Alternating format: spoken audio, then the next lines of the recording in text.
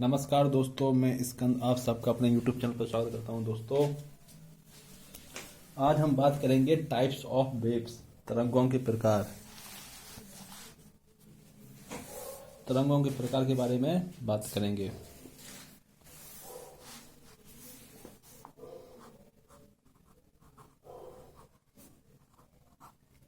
Types of waves.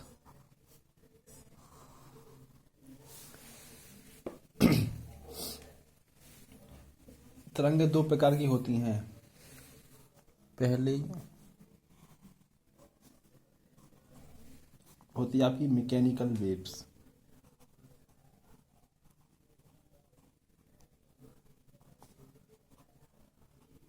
ठीक है। दूसरी होती है electromagnetic waves.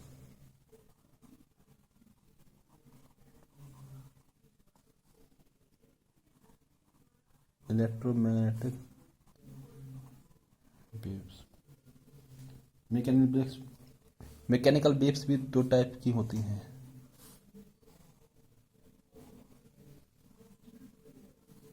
Transverse waves.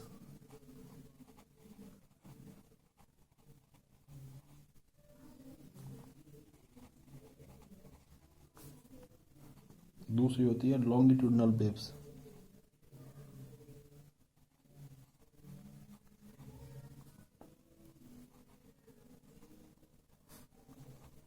Longitudinal waves. ठीक है। तो तरंगें दो प्रकार की होती हैं। मैकेनिकल को हिंदी में बोलते हैं यांत्रिक, और इलेक्ट्रोमैग्नेटिक को बोलते हैं विद्युत चुंबकीय तरंगें।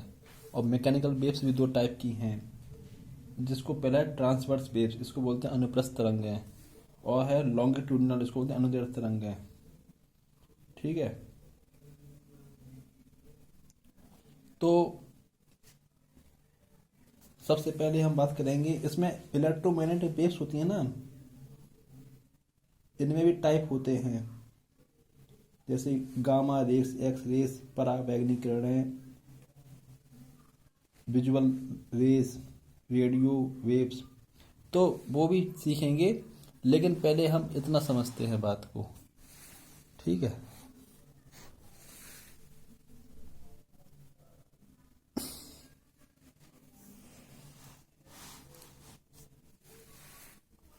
देखो, मैकेनिकल वेव्स है, इसको बोलते हैं यांत्रिक तरंगें। ऐसी तरंगें जिनके ट्रांसमिशन हेतु किसी भौतिक माध्यम की आवश्यकता होती है। यही लिखेंगे, ट्रांसमिशन के लिए भौतिक माध्यम की आवश्यकता होती है, फिजिकल मीडियम।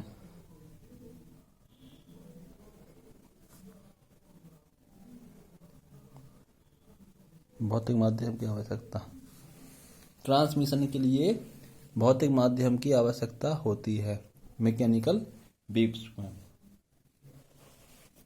और जो यांत्रिक तरंगें होती ना, इनका जो ट्रांसमिशन मुख्यतः दो गुणों को से प्रभावित होता है। एक होता है इनर्शिया,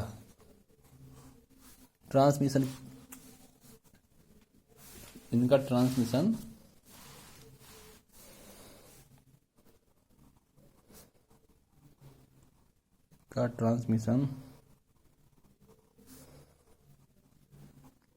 दो प्रकार से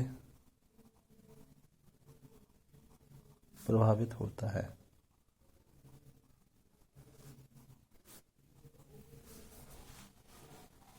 इनर्शिया और इलास्टिसिटी।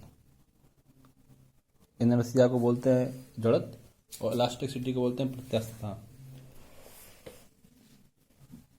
ठीक है। तो ये चीज में याद रखना है। ठीक है। मैकेनिकल वेव्स के लिए ट्रांसमिशन के लिए भौतिक माध्यम की आवश्यकता होती है, और इनका ट्रांसमिशन, इनका संचरण दो प्रकार से प्रभावित होता है, इनर्शिया से और इलास्टिसिटी से। ठीक है। कमेंट करके बताइए इनर्शिया और इलास्टिसिटी क्या होती है। मैंने आपको पढ़ाया है द प्रॉपर्टी ऑफ मैटर्स में। ठीक है। अब हम बात करेंगे, मैकेनिकल वेव्स दो प्रकार की होती हैं, ट्रांसवर्स वेव्स और लॉन्गिट्यूडिनल वेव्स। देखो, ये पेपर में इंपॉर्टेंट है, यहीं से क्वेश्चन बनेगा। ठीक है, क्या क्वेश्चन बनेगा वो हम समझते हैं, पहले डेफिनेशन समझते हैं। देखो, ट्रांसवर्स वेव्स जिसको बोलते हैं अनुप्रस्थ तरंगें, इसमें क्या खास है, जब किसी माध्यम में तरंगें, जब किसी मीडियम में या माध्यम में यांत्रिक तरंगों से संचरण होने पर माध्यम के कण तरंग के संचरण की दिशा लंबवत हो, यानी परपेंडिकुलर हो। परपेंडिकुलर शब्द इंपॉर्टेंट है।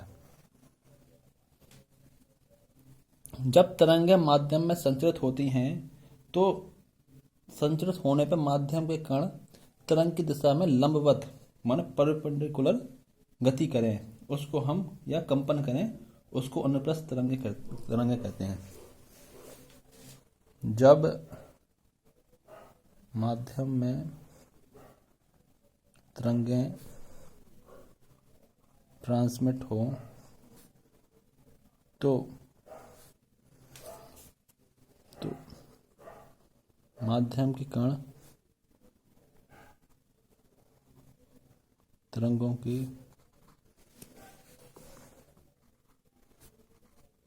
परपेंडिकुलर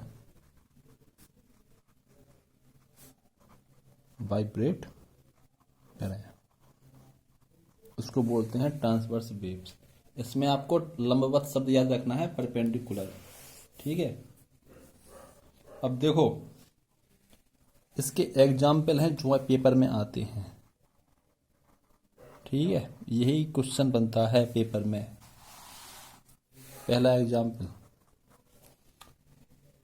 स्थिर जल में पत्थर फेंकने पर उत्पन्न तरंगें। शांत जल में पत्थर फेंकने से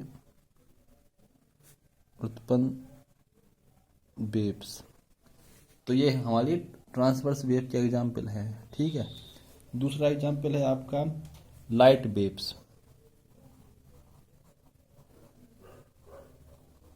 प्रकाश तरंगें।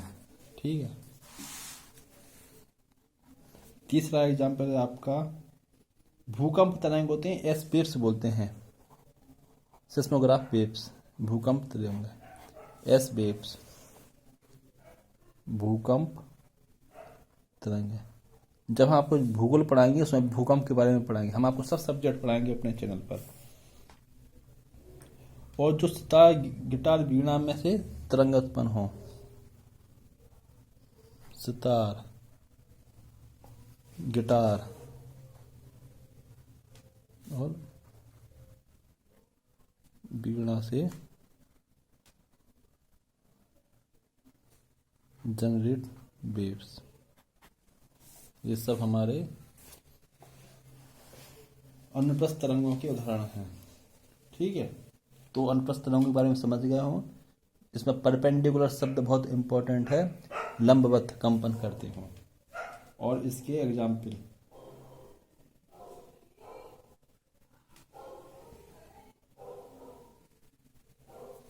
ठीक है,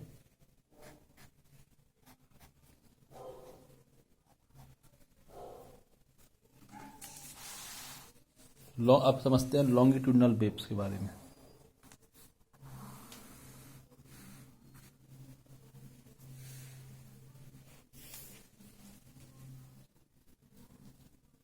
देखो,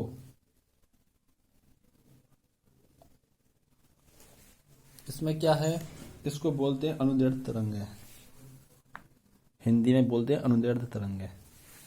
ठीक है, इसमें क्या है, जब किसी माध्यम में तरंगों का संचरण होने पर माध्यम के कण तरंग की दिशा में ही गति करते हैं। जब किसी मीडियम में वेव्स ट्रांसमिट होती हैं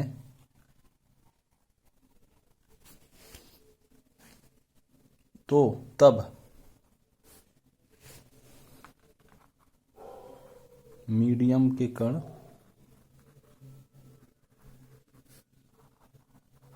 वेव की दिशा में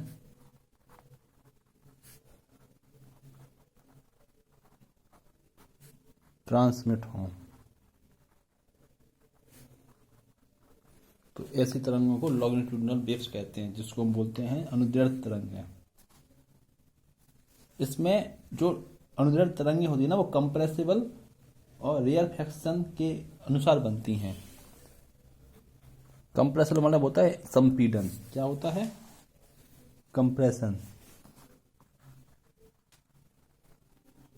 कंप्रेशन एंड रेयरफैक्शन।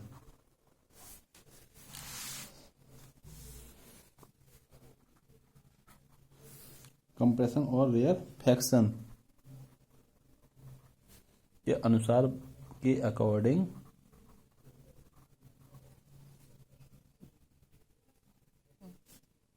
गति करती हैं। ठीक है। और जो हमारी एक पॉइंट और है ट्रांसवर्स वेव्स में, जिसको हम बोलते हैं अनुप्रस्थ तरंगें, इसमें सरंग और गर्त, इसमें लिख लो यहाँ पे, सरंग एंड गर्त। हिंदी में इंग्लिश में बोलते हैं इसको क्रेस्ट एंड थ्रो के अनुसार जनरेट होती हैं, मतलब गति करती हैं। मतलब सरंग और गर्त किसमें बनता है? ट्रांसवर्स बेस में। लॉन्गिट्यूडनल बेस में क्या होता है? कंप्रेसर और रेयरफैक्शन के अनुसार बनती हैं। ठीक है।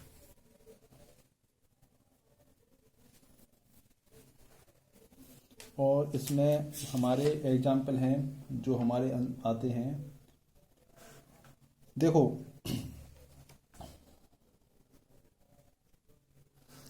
जैसे ये है,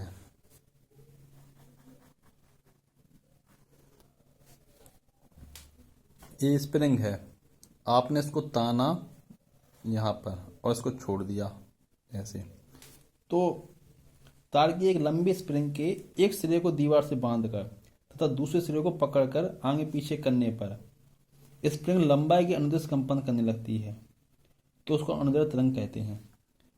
जैसे तार है, इसको एक रस्सी बांध दो एक कोने पर, उसको इस तानो, तो गति ट्रांसमिट होने लगती है ना आगे पीछे, तो लंबाई के अनुदिश कंपन करती है, उसको अनुदैर्ध्य तरंग कहते हैं, जिसको इंग्लिश में बोलते हैं लॉन्गिट्यूडनल वेव्स। इसके कुछ एग्जाम्पल हैं और साउंड वेव्स,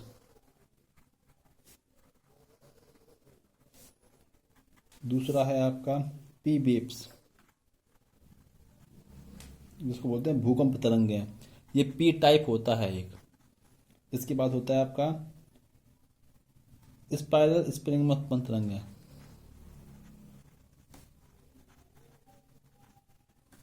स्प्रिंग में